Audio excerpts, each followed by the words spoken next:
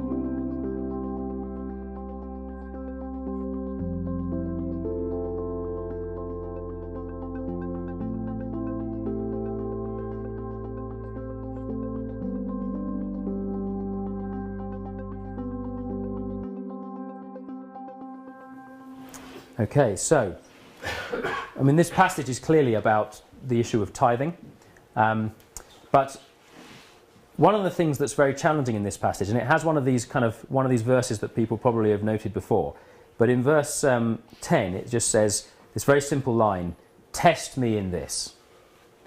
And that's quite a thing. God's saying, "Test me in this." Now, there are other passages in the Bible that say, "Don't test the Lord your God." But this passage explicitly says, test God in this issue. And it's kind of an interesting issue because it's one which is a little bit more scientific than many things. You can measure your tithe and you can measure the result of what happens. It's a measurable thing.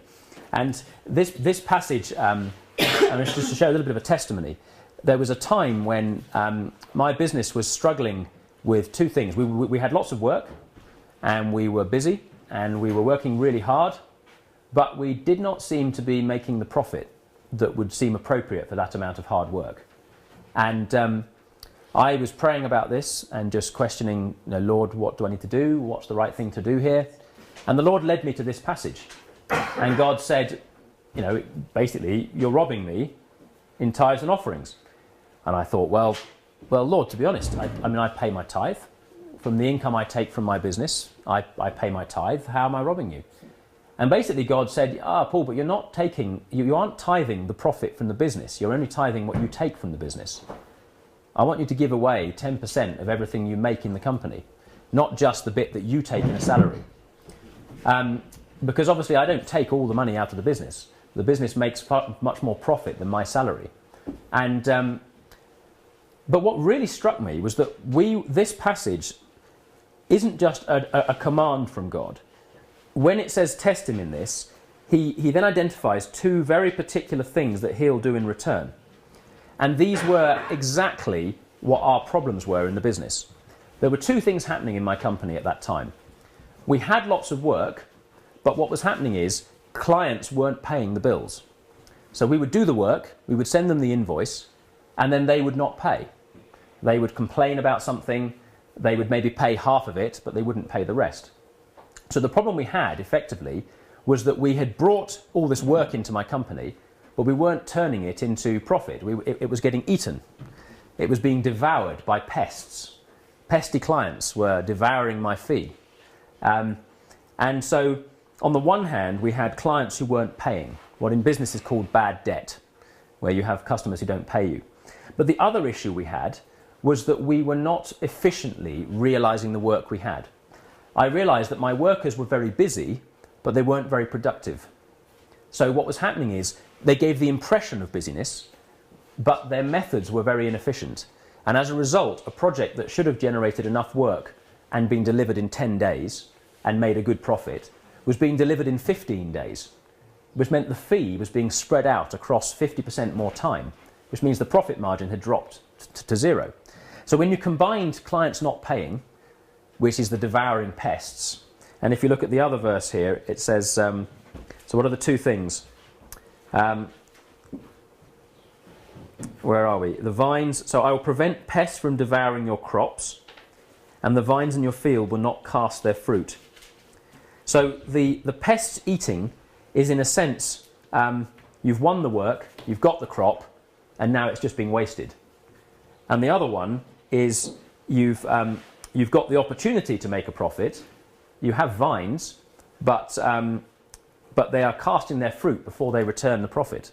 The fruit is just falling off the vine onto the ground, and you had this opportunity, but you've lost it. That to me was like my staff being inefficient. I've got a great job, but they're then wasting the opportunity.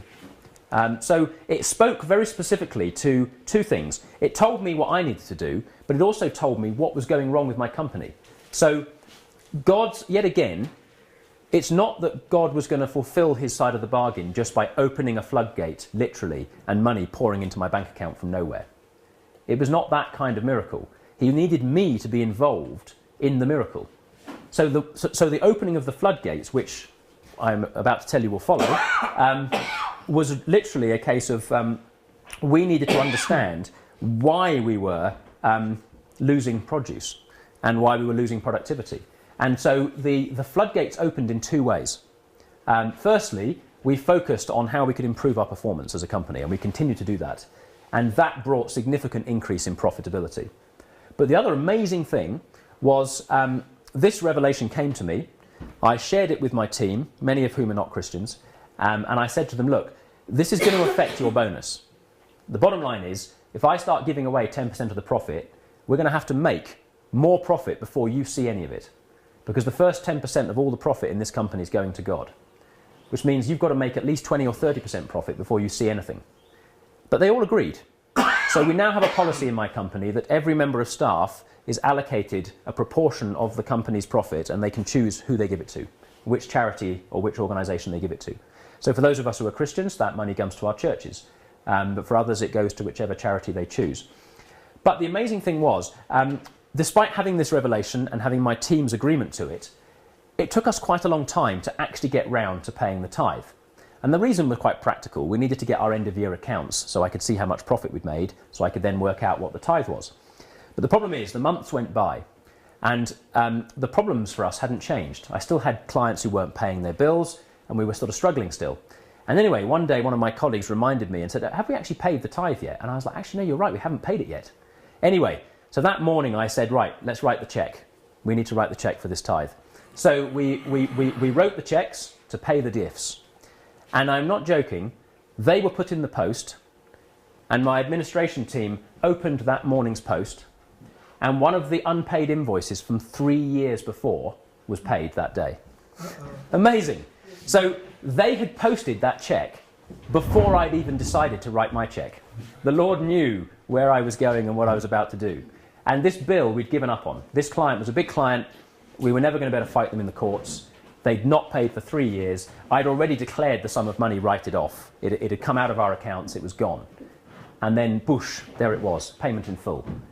I do not know why on that day they decided to write me a cheque. But that was just like a kind of like, if you ever needed to test the Lord and see, that's what floodgates opening can look like. It was an incredible miracle for me to see, literally to the very moment, the same post, the same day, posted before I had even done my part of the deal.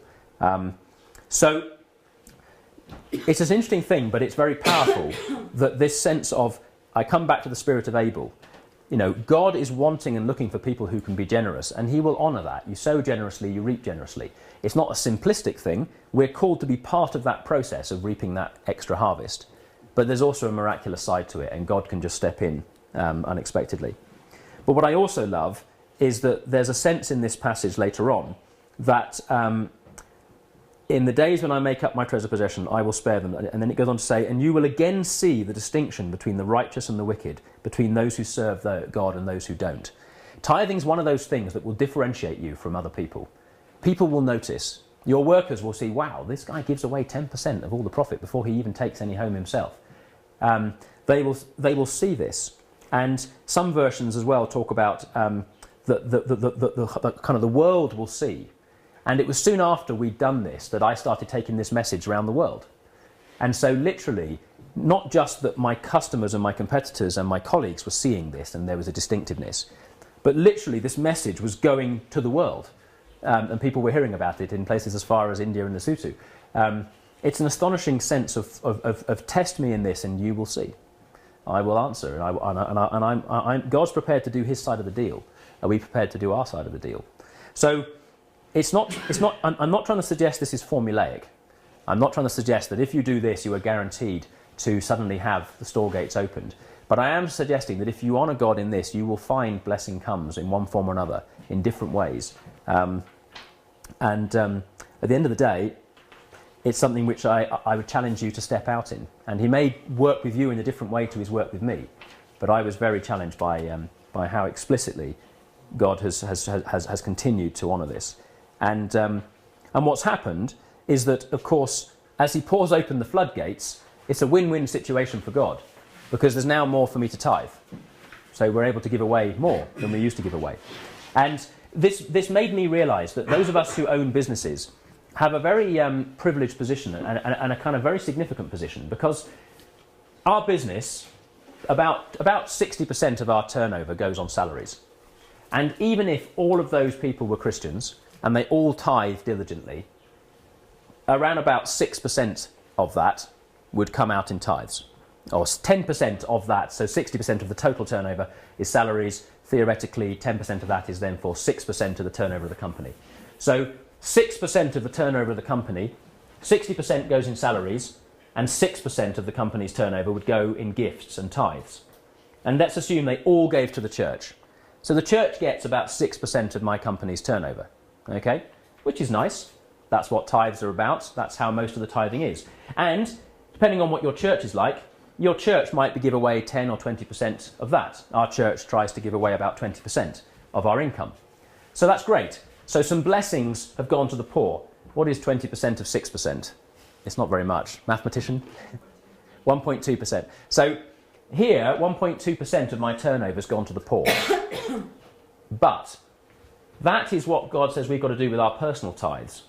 But what's really powerful about being a business owner is that I have control and jurisdiction over 10% of the profit of my company, which the profit of my company is roughly 25 to 30% of my turnover.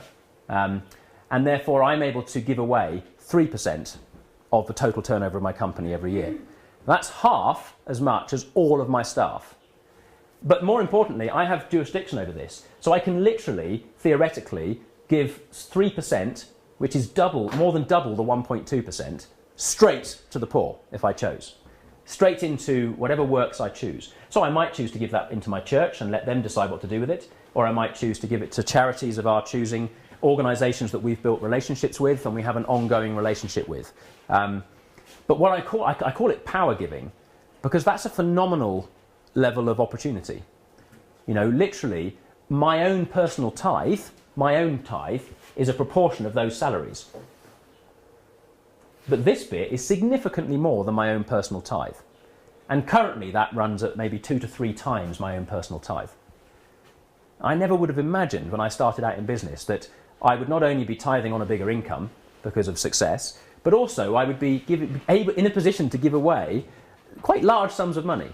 And that's a phenomenal responsibility, if nothing else. I mean, it's actually quite a scary responsibility. But it just brings home to me that sense of, wow, we're talking here about quite significant opportunity.